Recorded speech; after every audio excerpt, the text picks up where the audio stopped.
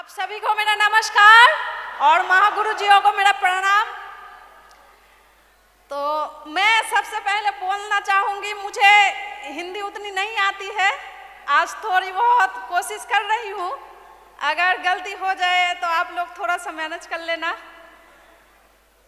आज का दिन मेरा जीवन का बहुत महत्वपूर्ण दिन है और इस दिन के लिए मैं उस परमपिता परमेश्वर को धन्यवाद करना चाहूँगी कि उन्होंने मुझे इस मनुष्य यानी में जन्म दिया, जिसकी वजह से आज मुझे ये दिन देखने को मिल रहा है। और मैं अपने माता पिता, अपने सास ससुर, इन सभी का धन्यवाद करना चाहूँगी कि इन लोगों के आशीर्वाद के कारण और सर की मेहनत के कारण आज हम लोग यहाँ तक पहुँच पाए हैं। इसके बाद में यहाँ उपस्थित सभी गुरु महागुरुओं को मेरा शतकोटि प्रणाम एवं दिल की गहराई से बहुत सारा धन्यवाद कि उन्होंने हर समय मेरे पति को सही मार्ग दिखाते हुए आए हैं। तो इन्होंने जब से सेफ शॉप में काम करना चालू किए तभी से इन्होंने अपने महागुरुओं को और अपने टीम के लोगों को सबसे पहले रखा। शुरू में मुझे बहुत गुस्सा आता था कि वो मेरा कोई बात नहीं सुनते हैं और हम लोगों को कहीं पर लेकर भी नहीं जाते हैं, क्योंकि हर वक्त सिर्फ काम करते रहते हैं। तो फिर उन्होंने मुझे समझाया कि यहाँ काम ना करने से हम लोगों का जीवन तो जैसे तैसे कट जाएगा, लेकिन हमारा जो सपना है एक अच्छा जीवन जीने का, अपने बच्चों को एक अच्छा जीवन देने का, वो शायद पूरा नहीं होगा। तो फिर मैंने उनका ये बात थोड़ा ठंडा दिमाग से सोचा और इनका थोड़ा बहुत साथ दिया।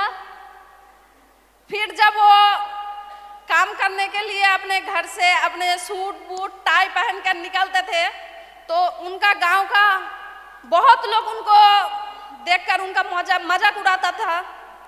तो और घर पर भी सब कुछ ना कुछ बोलते रहते थे। तो मुझे तब बहुत बुरा लगता था, लेकिन कुछ कर नहीं सकते थे। ऐसा ही कुछ दिन चलता रहा।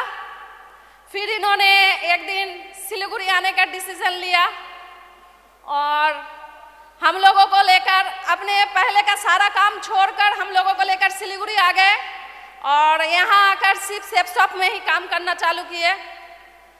पहले बहुत तकलीफ होती थी, क्योंकि तब उनका चेक उतना नहीं होता था। और मैंने पहली बार अपने मालदा शहर से सिलीगुड़ी आई इनके साथ और यहाँ आकर देखा एक छोटा सा कमरा है जो हम लोगों का गांव का किचन का जैसा था। वहाँ पर मुझे सब काम करना पड़ेगा और मैंने इससे पहले कुआं भी नहीं देखा था। यहाँ आकर उस कुएं से पानी उठाकर मुझे सब काम करना पड़ता था। तो मैं कभी कभी बहुत रोती थी कि मुझे यहाँ नहीं रहना है, मुझे घर लेकर चलो, मैं यहाँ नहीं रहूँगी। फिर इन्होंने मुझे समझाया, क्योंकि हम जब वहाँ से घर से आए थे तो सबको बोल कर आए थे कि जा तो रहे हैं लेकिन कुछ करके दिखाएंगे।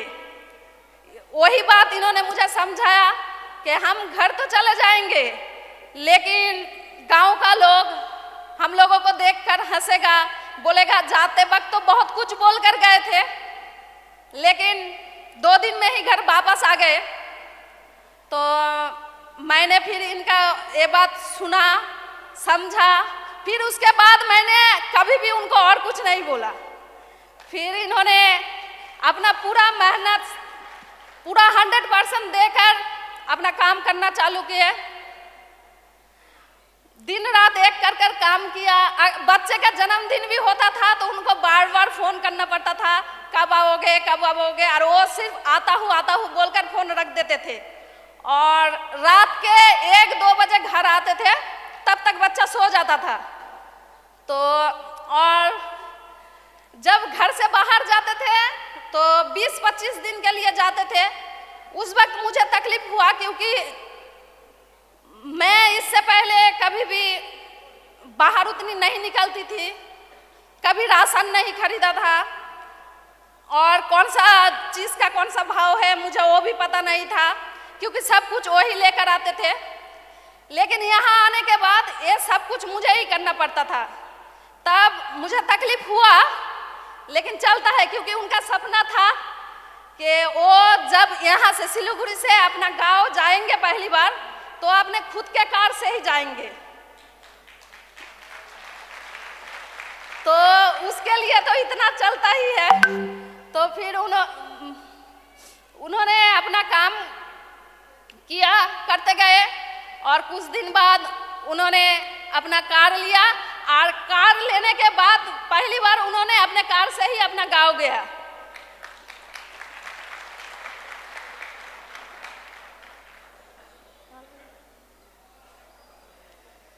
तो मैं उनको जब से देखी हूँ, मैं एक बात मैं यहाँ एक बात कहना चाहूँगी, और एक और मेरा पर्सनल है महागुरु जी बी के पांडे सर के लिए, कि उन्होंने हर समय इनको अपने बच्चे के तरह ही देखा। अगर इन्होंने कहीं पर भी कोई गलती की है तो सर ने अपने बच्चों की तरह बहुत डांटा भी, और उनके लिए क्या सही है ये उनको समझाया भी। तो ऐसा ही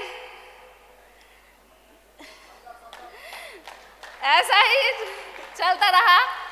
ऐसे करते करते हम लोग अब थोड़ा कर कर अपने सपने को पूरा कर रहे हैं, और ऐसा ही माँ गुरुओं का हाथ हमारा सर पर रहेगा ये विश्वास तो अब है, और इससे भी बड़ा बहुत कुछ कर कर दिखाएंगे। अब तो ये विश्वास हो ही गया है। तो मैं इनके लिए एक और बात कहना चाहूँगी कि इन्होंने यहाँ काम करते वक्त इनको जिस भी मीटिंग में बुलाया गया, इनके पास अगर पैसा नहीं भी होता था तो एक किसी से उधार लेकर भी उस मीटिंग में गए। बहुत कुछ देखा। अभी तो मैं बोल भी नहीं पा रही हूँ, क्योंकि यहाँ तक पहुँचते पहुँचते बहुत कुछ देखा भी, बहुत कुछ सहा भी, लेकिन उनका जो सपना था आज पूरा हुआ।